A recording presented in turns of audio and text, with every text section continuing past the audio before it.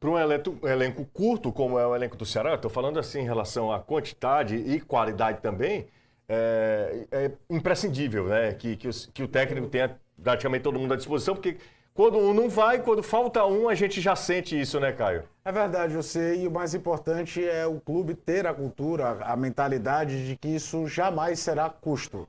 Isso é investimento. E é investimento, às vezes o torcedor fica naquela do...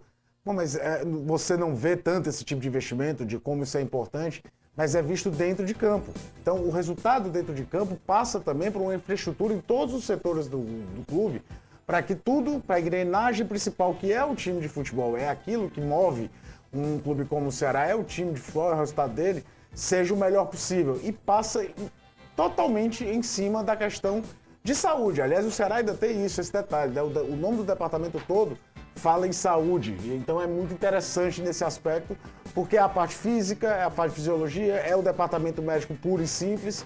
E tudo isso é fundamental e é potencializado ainda mais quando você está voltando de uma Série B para a Série A.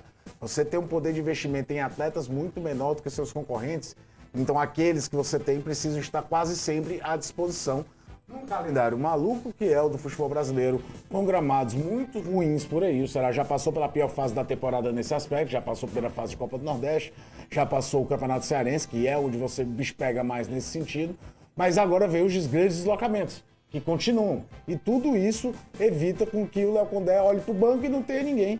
E ainda tem outro detalhe. As lesões que aconteceram, quase todas elas tiveram recuperação muito rápida. A do Rafael Ramos, a do Pedro Henrique, jogadores que são importantes e que certamente vão acrescentar. Fernandinho também, né? Fernandinho.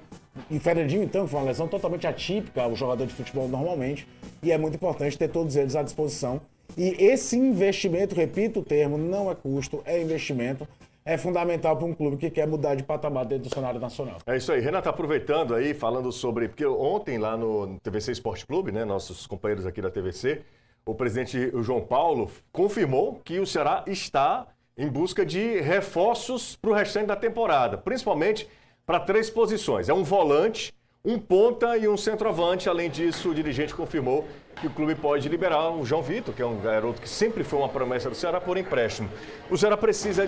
E aquilo que a gente estava falando, acho que foi na rádio, né, Renato? Sim. São contratações, mas devem ser contratações, assim, pontuais, né? Porque o Ceará não está rasgando dinheiro, né? Nem pode, né? O Ceará está com um orçamento muito ali, dentro de uma faixa que ele não pode ultrapassar muito, não pode queimar. O Haroldo veio aqui, o futebolês da rádio também, confirmou que o Ceará tem possibilidade de fazer bons investimentos, investimento mais alto, tem como esticar um pouco essa corda, mas precisa ser muito assertivo. E talvez aí o grande foco do Ceará é investir em jogadores que venham para jogar, não só mais para compor elenco. O Ceará fez várias contratações, a gente pode citar o Bruno Tubarão, o Éder, o Nicolas, jogadores que claramente já vieram para o elenco para ali ser a opção no segundo tempo, quando alguém machucar. Mas agora o Ceará precisa de investimento para jogadores que venham para assumir a posição, ou que pelo menos briguem por ela, como é o caso do Romo, que ainda não igualou o nível pelo menos do Mugni.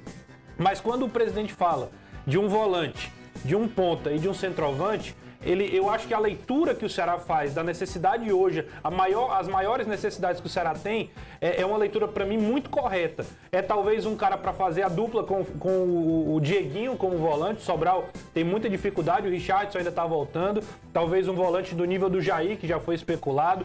Um ponta ali para talvez fazer frente ao Pedro Henrique, ao Fernandinho, ao Galeano. Ter um cara ali que possa ser o titular da posição. E alguém, talvez a única posição que aí o Ceará vai estudar bem para saber o quanto investir na posição do Pedro Raul como centroavante. Talvez a única que não seja o grande titular para a posição. Então eu acho que realmente são 3 nomes bem interessantes, aí 3 posições bem interessantes. Lembrando que na ideia de montagem de elenco, o Martins deve ir embora, o que justifica-se o ponto citado. Também, né? O Recalde já nem entra tanto nessa conta. Eu acho que entra mais o Lelê saindo para ter essa outra posição de centroavante em relação ao Pedro Raul, que mostra que o elenco do Ceará, você pode discutir a qualidade ou não, é a opinião de cada um. Ele é montado de forma muito criteriosa ali, não tem nada em abrangência, tudo dentro do que o bolso do clube pode pagar e do que pode ser utilizado também. O Ceará agora tem um calendário que no máximo serão mais 3 jogos de Copa do Nordeste, 4 jogos, se chegar à final, e o restante do Campeonato Brasileiro. Então não adianta também fazer um elenco 100% numeroso, onerar a folha e ficar depois com o abacaxi na mão sem ter todo mundo para jogar. É isso aí, gente.